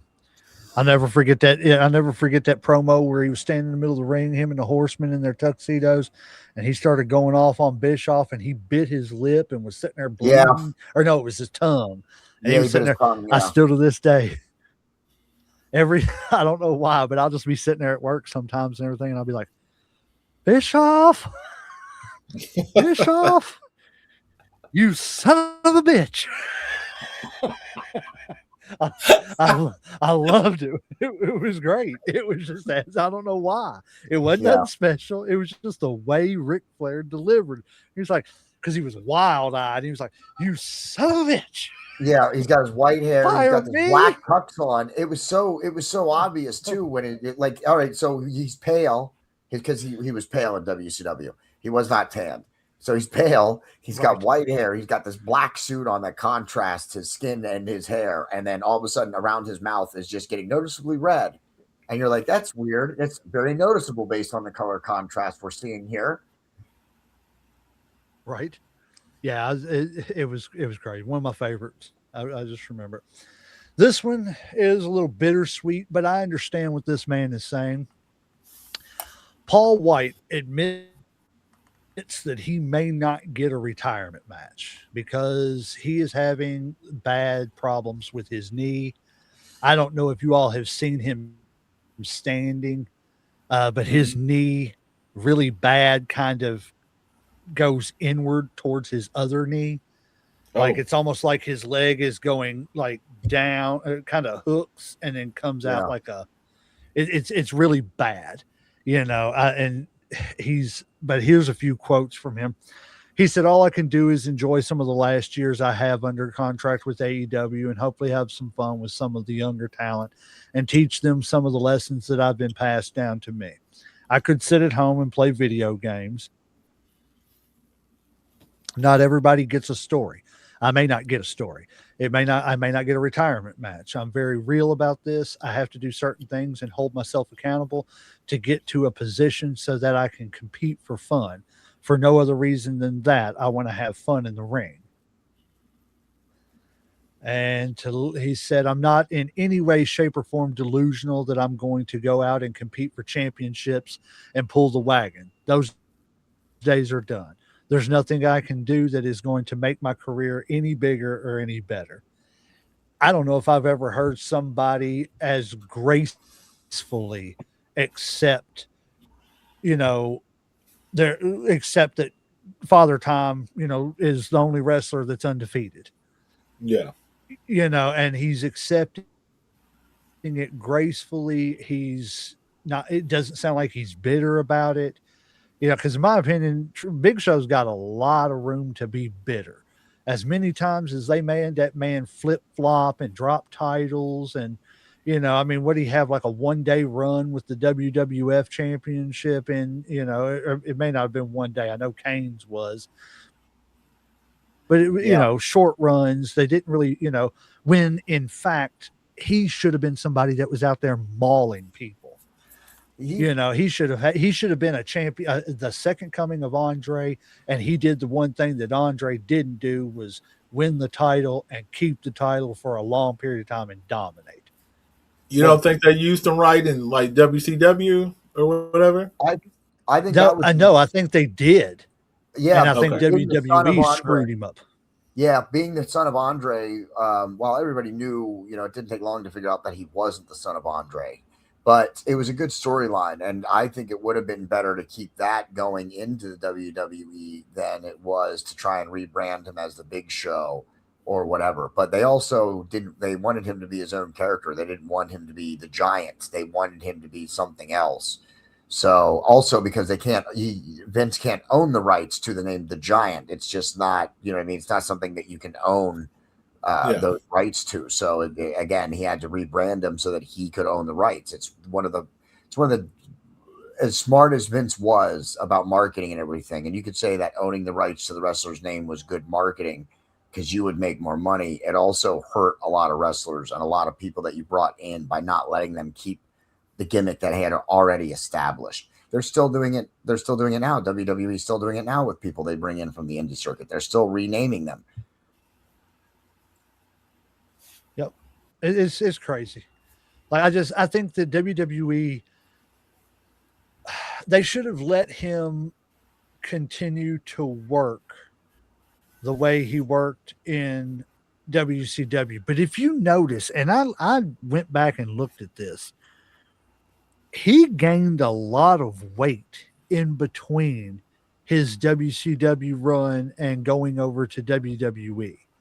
And I'm wondering if that wasn't Vince telling him to pick up a few pounds.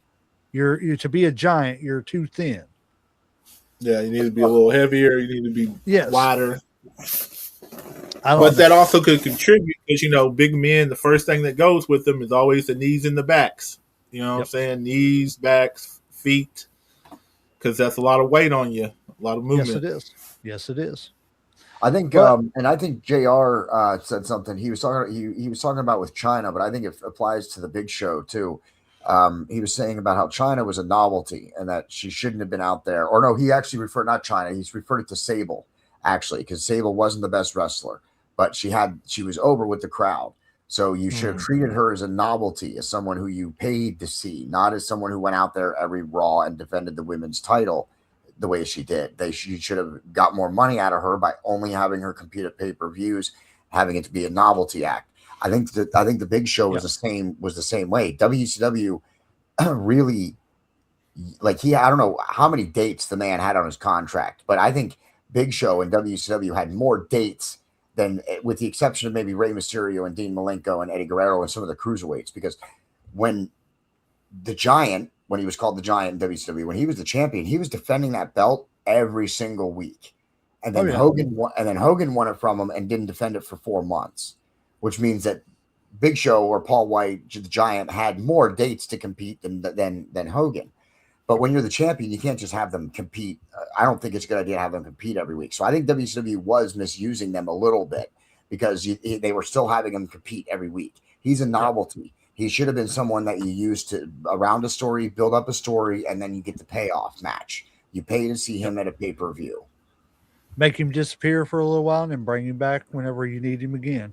Yeah, that's the way he should have been treated more. Because in that in between time, he could have been working in the back and learning how to be an agent too. Or what do they used to call it? It's not an agent back then. It was I can't remember what they called it, but you were the one that went over somebody's match. Lord, I cannot believe I went blank right there. But anyways. Yeah, but you could also do, I know WWE doesn't like, they've only done it a couple times. That's not something they like to do a lot, but there's nothing wrong with like having a cinematic match. You know what I mean? You could have also gotten some money off of him by doing some more cinematic matches where it wasn't in the ring taking bumps. Yeah. We will see. I mean, good luck to you, Big Show. And when you do decide to retire, thank you.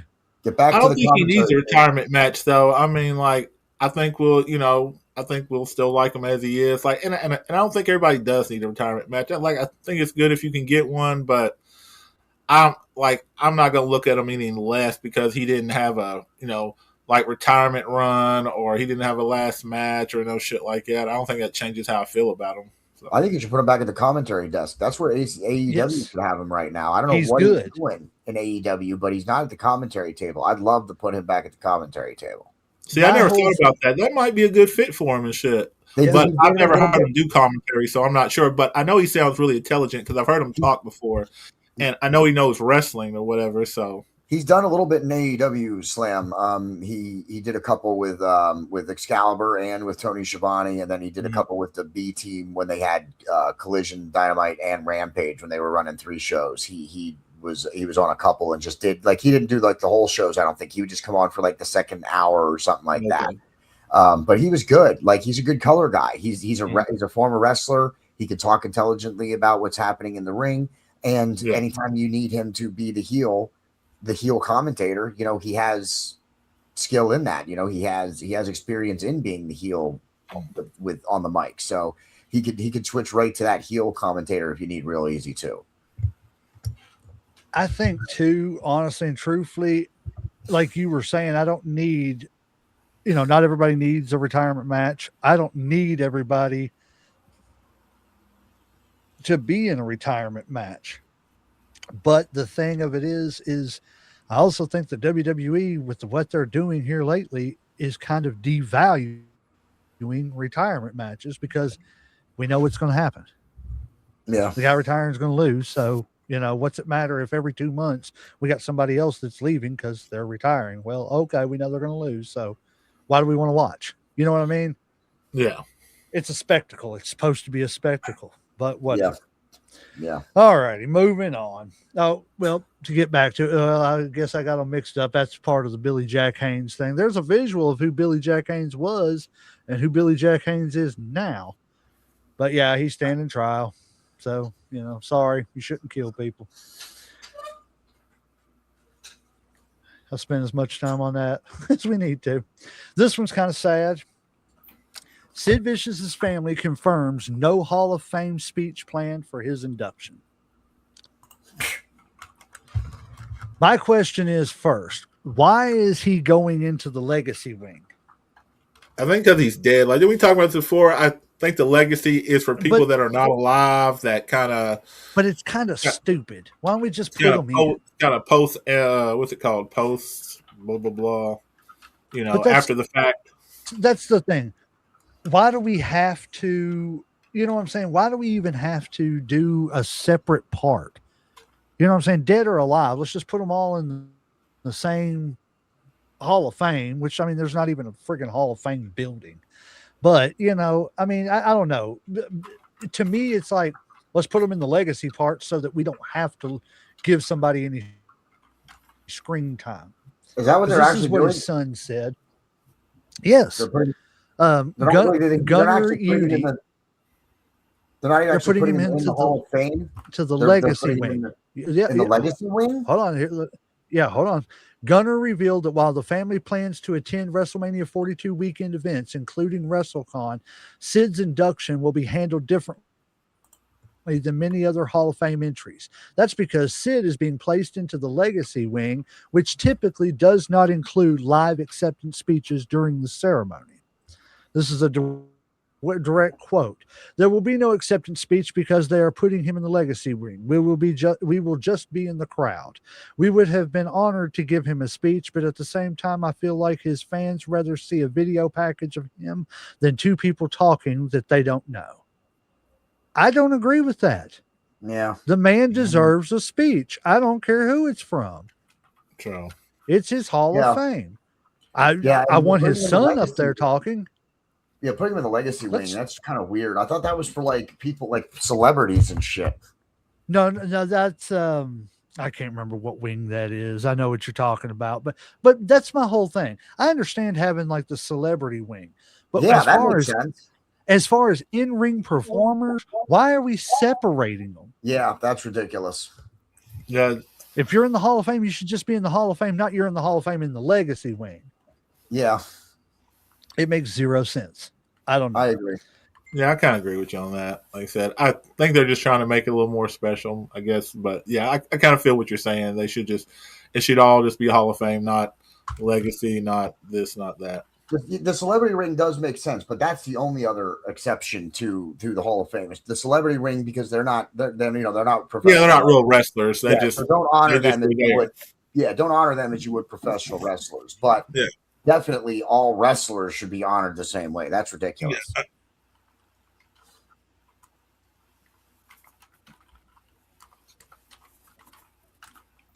Sorry, I have my mic muted. I didn't realize it.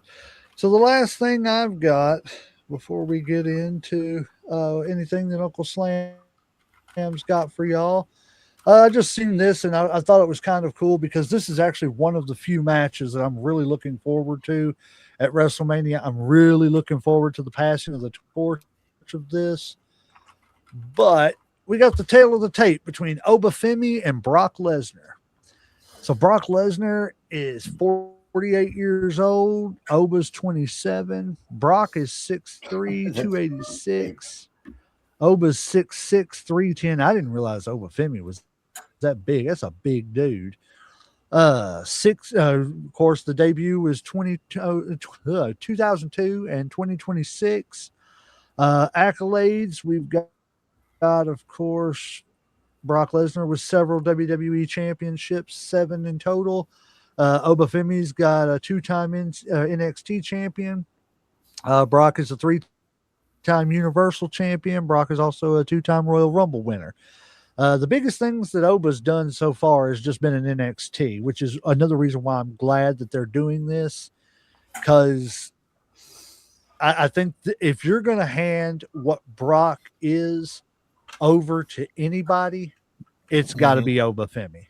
Nobody else is going to be believable as far as just taking Brock out and taking his torch. Yeah. That's just my opinion. he's the only guy. So, how do you all feel about this match? I mean, is this a match you all are looking forward to at WrestleMania, or is this just kind of like a, well, it's going to happen and it's going to be quick, but kind of cool, but kind of don't care too? I think it'll be good. I don't know that for me to say I'm looking forward to too many of the Mania matches. I'm not, a super fan of WWE. So, there are some matches that I'm interested in, and then there are a few matches where I definitely could care less. But I think this will likely be a good one. I expect that this one will be a good one and has the potential to be very entertaining. Uncle Slam? It's I'm not, like I said, I'm kind of like JD. It's like I'm not excited for it. I do think it'll be a decent match. I think we kind of all know what's going to happen. I'm pretty sure we know Obafemi is going to get over on Brock. I think the writing's on the wall. I think that's the only bad thing is because I just feel like we already know what's going to happen. But I still think it's going to be a good match. You know what I'm saying? Like I said, you like two big, strong guys. So like it'll be a good match. But like I said, I think it's pretty predictable. I think Obey, this is him getting over. So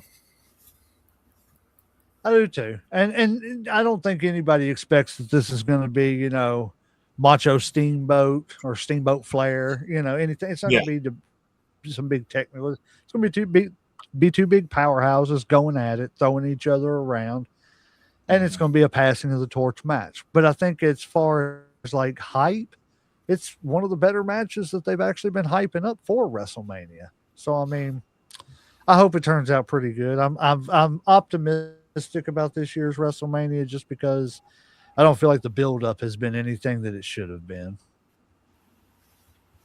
But that's it for me. That's all I've got, Uncle Slam. I know I had a lot. Uncle Slam, you got anything? no news wise, just reporting on what happened in Raw, SmackDown, and NXT. Before you get into that, Uncle Slam, I'm gonna have to bounce before you get into that and not make it to the end of the episode. I got to make a call in about 3 minutes. All right, I feel that. I'm gonna have to bounce. I appreciate you guys having me on again, though. It was great to, because I had to call in a whole audible on the day. My whole day fell apart, so it was nice to get on here and do an episode with you guys tonight, and still be able to contribute something and get something done today. So I appreciate you guys. No problem, man. You're always welcome, man. We appreciate you being here. Absolutely. Yeah. Yes, so, and I'm wearing my shirt, Normalize the Good. I'm not shouting out my own apparel tonight. All right. Go check out the Humankind on Facebook, give them a follow, and pay respects to my fallen buddy, Marcus Fredrickson. He does the music for Mayhem Media. So the Normalize the Good, the Humankind apparel, that was all created in his honor. So go pick up some Normalize the Good apparel. All right. Definitely. All right, guys. Good, thanks. Man. I'm out of here. And I will get with you, man. Yes, I was going to say I'll get with you sometime this weekend about the tournament. Yeah, absolutely. I'm looking forward to that too. So, yep. All right, man. Catch you guys later. All right. Peace. All right, man. All right. Looks like it's down to 2, sir. All right. Let's see. I guess I'll start off with a little Raw recap here. Let's see. Kicking it off, we had CM Punk come out, do a little monologue, kind of pipe bomb-ish, not pipe bomb. It's kind of like what you touched on earlier. He was definitely talking about ticket prices that everybody definitely agree with. The crowd, when he was talking about that, definitely got behind him or whatever. But really didn't talk about too much. Like I said, just building up more hype for WrestleMania, talking shit about Roman. He did call up Pat McAfee or whatever, and I think there was somebody else he called out, but I'm not sure who it was. The first match of the night was LA Knight versus Austin Theory with iSpeed or iShow Speed, I think it is. Ringside with Logan Paul. Now, obviously, he showed up the last 2 weeks or whatever, so it was pretty obvious that he was getting involved. He acts like it's innocent, but I don't think it really is. And after the match was over with, which Austin Theory won or whatever, they decided that they were going to do a 6-man match with the Usos, LA Knight, the Vision, and Speed. So that'll be kind of interesting. But like you said, I'm just not sold. I'm not sold on all of these celebrities showing up. Neither am I. Like, I'm really not interested in the whole fucking Jelly Roll toxic shit. Like, that shit just seems like we could do anything else. Then our next match was supposed to be Finn Balor versus JD McCullough, but it never got started because before Finn could even get to the ring, he was attacked by Dom, and they pretty much just beat him up and left him laying in the ring. Then we had Bayley versus Lash Legend. No real surprises here. Kind of predictable. Tag team partners on the outside, a little interference going on. Ref wasn't paying attention, and Bayley ended up getting the win on that. Of course, they're just building more momentum because Bayley and Valkyria have a match at WrestleMania versus the Irresistible Forces. I'm pretty sure they're called. And then we had Seth Rollins come out and cut a promo on the whole Gunther shit.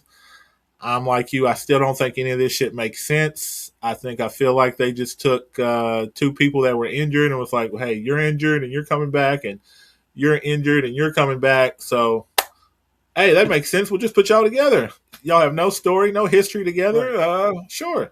Let's just do that. So, yeah. Paul Heyman. I'm not a Heyman guy, but Paul Heyman's going to rent me. Yeah. And then we had now Gunther's rent for hire. Yeah, but then Gunther made it clear that Paul owed him more than just what Paul thought he did. So I think there might be a little more to that. Right. But I'll talk about that a little bit later. Didn't we do that? Didn't we do that last year with? Oh my bad. I was just going to say, didn't we do that last year with CM Punk? You owe me a favor. Yep. And he had a 6-man tag with Los Americanos versus Penta, Javon Evans, and Dragon Lee. I think we pretty much know how this match went. A lot of high flying, a lot of bodies hitting the floor. In the end, it was Penta, Evans, and Lee coming out on top. Then we had the Rhea Ripley and Io Sky versus, I'm going to butcher this, B-Fab and Miching. Why not throw the accent in there for? I think it's Mishin. Yeah.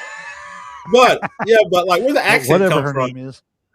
I know, like, I just threw out the little Chinese accent, like, I don't know why I threw that there. My bad. I apologize. I don't know where that came from. It just trying hard. Yeah, trying hard. It was coming out. Well, my DNA, I checked. I was like 1/8 Asian, so it just comes out sometimes. There you go. It rears its head every now and then. Yeah, those recessive genes coming out and shit. My bad. Yeah. So on that match, it was Io and Rhea Ripley won that. No real shock there. And then we had the contract signing between Obafemi and Brock Lesnar, which you can't even say it was a signing because he didn't even make it in the ring. They just started battling. I was going to say, the contract didn't even get signed. Yeah, like they just basically just went over there and just started beating the shit out of each other. So, yeah, they're really, I don't know, I guess they're going to have a contract signing eventually, or they signed it later. All right, next on. Go ahead. What were you saying? Oh, I just said right. Okay. All right, next we're going to tap into NXT, which we had Tony D won. I didn't, and this is my bad. I did not get the results from Stand and Deliver. That was their biggest pay-per-view of the year. That's like their WrestleMania for NXT. Apologize. I will have to get that for next week and shit. I totally dropped the ball on that. But Tony D won the 4-man match between Ethan Page, Joe Henry, Ricky Saint, and himself, of course. Came out talking about, I'm here. I take on all challengers. Blase. Of course, he got a hit with a nice little attack from Dark State, kind of trying to re-cement their dominance in NXT. Next match, we had Soruka versus Izzy Dame with Sean Spears and Niccolo Vance. Don't understand the point in all those people, but either way, Soruka ended up losing because her tag team partner came in and decided to hit her with a spear, which kind of turned the tide. But I actually like Izzy Dame for some reason. I don't know why, but I kind of like her. Then we had Kiana Carver, Jasper Troy versus Josh Bridges, which is kind of a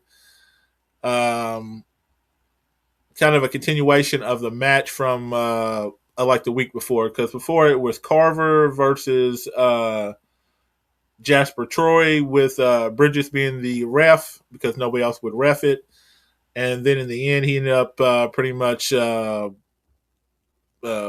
planting everybody in the dirt, the ref or whatever. So then they asked for a 3-man match, and Carver ended up taking that at the end. So he looks like the next big thing. I'm pretty sure he just kind of took Obafeme's spot. Is what it feels like to me. Like he's the next just big beast, unstoppable force or whatever you want to call it. Right. And in the main event match, we had Dark State versus Tony D, Joe Henry, Ethan Page, and Ricky Saints. Basically a 4-man match. All hell broke loose pretty much. But in the end, Ethan Page tagged his own self in from Tony D, kicked him in the face, and then hit his finishing move to win the match. So they won the match, but he also kind of beat up his own partner, which Tony D got paid back at the end because then he pretty much chokeslammed his ass at the end. So then we had the Speed Championship tournament, which is Lexus King versus Chaz Starboy Hall. And that was won by Lexi King. Now, I don't really know much about this guy, but I love his beard or his little zigzag cut in Lexus facial. King? Yeah. I love his little. That is? Like, I don't know him. Like, I've known him since NXT, but I love his little facial hair, whatever you want to call it. Well, wow, who is Lexus King? Lexus King is just his wrestling name. His biological name is Brian Pillman Jr. Oh, okay. I never, you know what? Now that I'm looking at him, I can kind of see that a little bit now. I can kind of see a little Brian Pillman in him. Shit. Okay. Yep. Well, he advanced in the Speed Championship, beat Starboy. Then we had Taxton Pate and Shallow Hill versus Blake Monroe and Jackson Drake, with Monroe and Drake defeating Paisley and Hill by pinfall. A little miscommunication kind of helped that. And at the end, there really wasn't no match. It was just Lola Vice come out. She had won the women's championship in the last pay-per-view, which was I think it was a 4-man or 4-woman match or whatever and shit. So she defeated, I think it was who was it? Now, I don't want to mess this up, but I'm pretty sure it was a 4-man match. I don't want to say the names and mess them up. But she won, beating JCJ.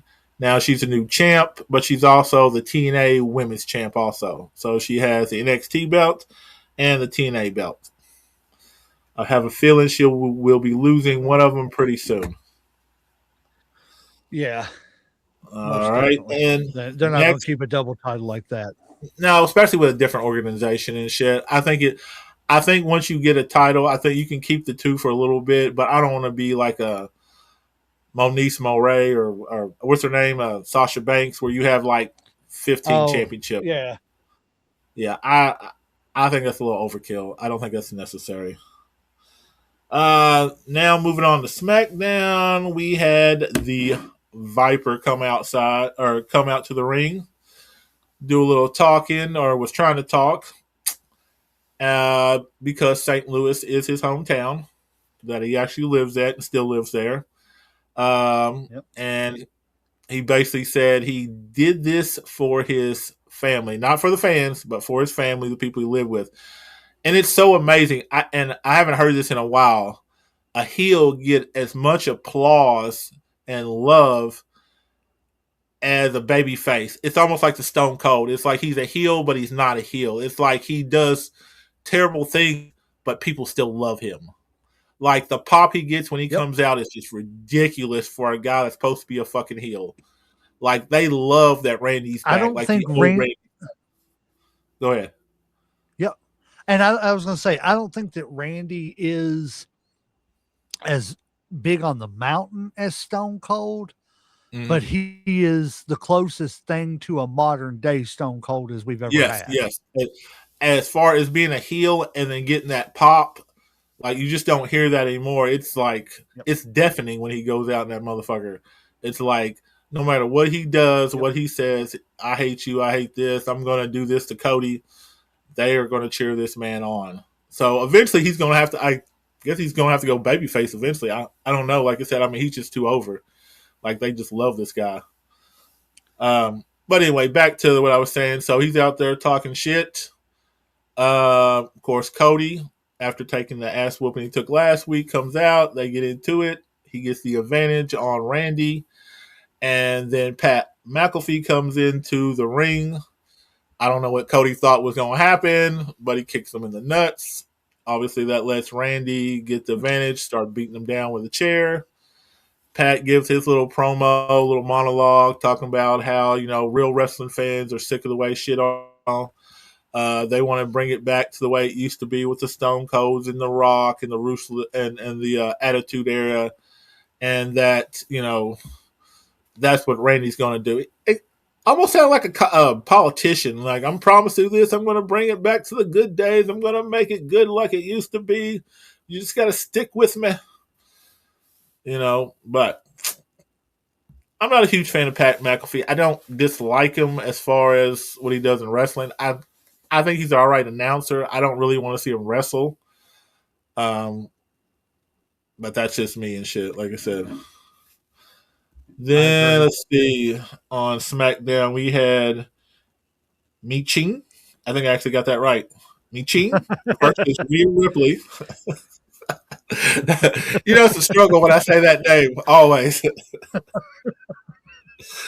So if I get it right on the first rib, I deserve a cookie on that one. I ain't gonna lie. We had Rhea defeat Michin. Because we didn't have any interference. Next, we had Uncle Howdy versus Tama Tonga. And their big storyline is, of course, the MFT still have the lantern from the Wyatt family. Tonga's like, hey, man, like, do we really need this? I don't really need this. So they're like, okay, well, since you don't need this, then you get to go out there and wrestle Uncle Howdy. So, of course, but he said, all right, I'll go wrestle him, but I want to do it by myself. So everybody stay in the back. So, of course, that didn't happen. Solo comes out, brings the lantern. Tonga ends up losing the match or whatever. And he ends up giving the lantern back to the Wyatt family, which, of course, Solo was not happy about that. I can definitely see a split coming with the MFTs, which I'm actually happy for because they haven't really done shit in a while. I mean, this whole beef with the Wyatt family is getting old, and it hasn't really went anywhere. So I think it's time to blow it up and start something fresh. I'm okay with that, being done with that. Let's see. Next, we had Sami Zayn was a little pissed because he didn't have a match for WrestleMania. So he's like, I'm going to go out and get me a match for WrestleMania. So he had the went against Carmelo Hayes in the United States Open Challenge that he has every week. Excuse me. And with a little help from Trick Williams being ringside, he was able to get the belt. So now he's part of WrestleMania, and he gets to wrestle Trick Williams at WrestleMania for the U.S. title. Now, Trick's bringing Little Yachty, like I said, or I don't mind a little bit slip. I don't want to see you wrestle, and I don't want to see too many of you because I think it takes away from the other wrestlers, which is way more important. Then we had Matt Cardona versus Aleister Black in a match. Really was no surprise on this. You know, Cardona's kind of been the whipping boy. Like, why they even bring him back if he was just going to lose against everybody? Like, what's the point? Like, can he not win a match? Like, why do we have him here? Like, I understand, like, we got to have jobbers every now and then, but do we really have to just shit on them all the time? I don't know. Just WWE does. Huh? WWE does. Yeah, obviously. I mean, but he's still getting his check, so I guess he's happy and shit. Then we had Bailey and Lyra Valkyrie versus Alexa Bliss and Charlotte Flair, with Flair and Bliss getting the win. And I'm getting a little burnt out on this whole shit, man. Every fucking week, I'm so sick of looking at fucking Lash Legend and Nina Jackson after a fucking tag team match come out, beat the shit out of everybody, do the little finishing move. I mean, like, it is so predictable and boring. Like, is there nothing new we can do with this? Like, I'm okay with the 4-way match and I get it and shit, but every week just the pure dominance it's just boring. Like, I mean, you're just losing me. Like, I understand they should be dominant, but can they do something else? Is there anything else we can figure out? It's just boring to me. Next we had tag team match between R-Truth and Damon Priest versus Kit Wilson and The Miz in a tag team match. No surprise, the comic relief here won out with a little help from what's his name? I want to say Danzig, but I don't think that's right. What's the guy that curses people? Oh, Danhausen. Danhausen, with a little help from Danhausen. Yes, put the curse on him. See, I already talked about Sami Zayn decided to give Carmelo Hayes a rematch because he won last week. But Sammy's finally going to the dark side. It's about damn time. Because when the ref was checking on Carmelo Hayes, Sammy said, you know what? I don't give a shit. I'm about to take this opportunity, and I'm going to hit him with my finisher here. And that's what he did. So he kept his belt. And that is the end of the recap for SmackDown, Raw, and NXT. Well, I will hurry up and get through these AEW results and everything else. Let these good people get on home and all that good stuff. Well, I guess they're home if they're trying to use my grandpa's old saying, it didn't work. All righty. So the AEW results for the week of April 1st through 8th, 2026. AEW Dynamite was on April 1st. April Fool's Day. MJF took on Mike Bailey. MJF defeated Mike Bailey in the AEW World Title Eliminator match via Heat Seeker. Post-match, MJF continued the attack until Kenny Omega made the save, which is obviously setting up a Kenny Omega and MJF showdown. Let's see. Kenny Omega, Jack Perry, and Brody King defeated The Demand, which was Omega, Perry, and King defeated Ricochet, Bishop Khan, and Toa Leona. Mina Shirakawa, Jamie Hayter, and Alex Windsor defeated Triangle of Madness. The team of Shirakawa, Hayter, and Windsor defeated AEW Women's Champion Thekla, Sky Blue, and Julia Hart. Yeah, they got some hard names. I know. Man, I'm telling you right now. It's good wrestling, but it's hard names. Yeah. Thekla. You can't beat Thekla. Let's see. MJF and Kenny Omega, of course, had the contract signing. They signed the contract for their AEW Dynasty World Heavyweight Championship match. There was a segment where Chris Jericho, of course, returned to open the show, declaring AEW is his home. So, doesn't look like Jericho's coming back to WWE anytime soon. AEW Collision, which was on April 2nd, which was the following night. Willow Nightingale retained the TBS title in an open challenge against Sheeta.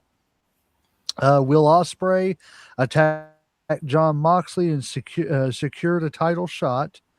And the Hurt Syndicate, they made their return. Let's see here. TNA Impact for, let's see, that was yesterday, yes. TNA World Tag Team Championship tables match. The Hardys, Matt and Jeff Hardy, defeated the Righteous to retain their titles. 8-man tag team match. The System, which was Cedric Alexander and Eddie Edwards, and Order 4, Mustafa Ali and Special Agent Zero, defeated Mike Santana, Trey Miguel, Leon Slater, and Moose. In a bunkhouse brawl, Tessa Blanchard, daughter of Tully Blanchard, defeated Jody Threat, or Threat. I'm not sure which way you pronounce that. Let's see. Singles match, Frankie Kazarian defeated BDE, which is Ryan Namath, via chicken wing submission. In a singles match, Elena Black defeated Mila Grace. And in a big segment, Santino Marella and Indy Hartwell attacked Stax and Ariana Grace after they took refuge in the women's locker room. That was the end of TNA. And NWA Power results from April 7th, 2026. The episode featured and focused on Thrillbillies, Silas Mason versus Brian Idol rivalry, with NWA Women's World Champion Natalia Markova granting a title shot to Livia. NWA US champs, the Slime Balls, Sage and Tommy, featured in continued storylines with tag team matches against the Lost. And the title scene was basically the Thrillbilly Silas Mason held the NWA 10 pounds of gold. And that was pretty much it. That's one thing that I do like about the NWA is every match isn't just, and this modern NWA, every match isn't just, we're going to, how do you say it? It's not going to be superstar versus superstar. There's going to be enhancement talent where we're going to just come out here and feature one superstar and show him to you. Kind of like the old days, when they used to do that. But other than that, that's all I've got. I don't have anything else. You got any more results or anything on I don't have any more results. I did remember a interesting thing I just heard. I had saw where Dean Malenko's daughter is actually getting a chance at NXT. And she's going to start training there pretty soon. I didn't even know he had a daughter in wrestling, to be honest, and stuff. But yeah, that could be interesting. So I like seeing, like I said, second generation, third generation, especially women too. I mean, like we saw what Charlotte Flair did. Yes. So Dean Malenko's daughter. And speaking of which, did you know? Go ahead. Did you know that Charlotte is actually contemplating retirement? Really? What, just to the injuries, or is she just tired, or what?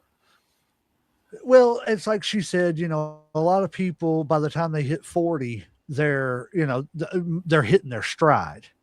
Yeah. But, she was, and it's kind of like, I don't want to fully try to quote it because I won't get the whole thing right.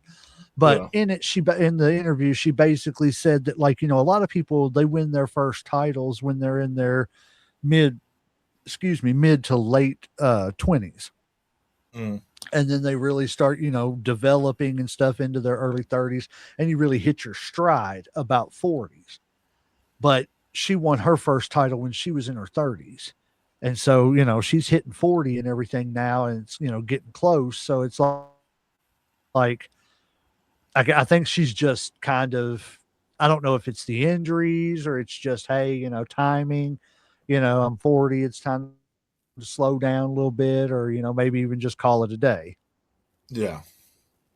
But that was an interesting tidbit. It's like, what else has she really got to do? She's been tag team, women's champ, universal champ. I'm pretty sure.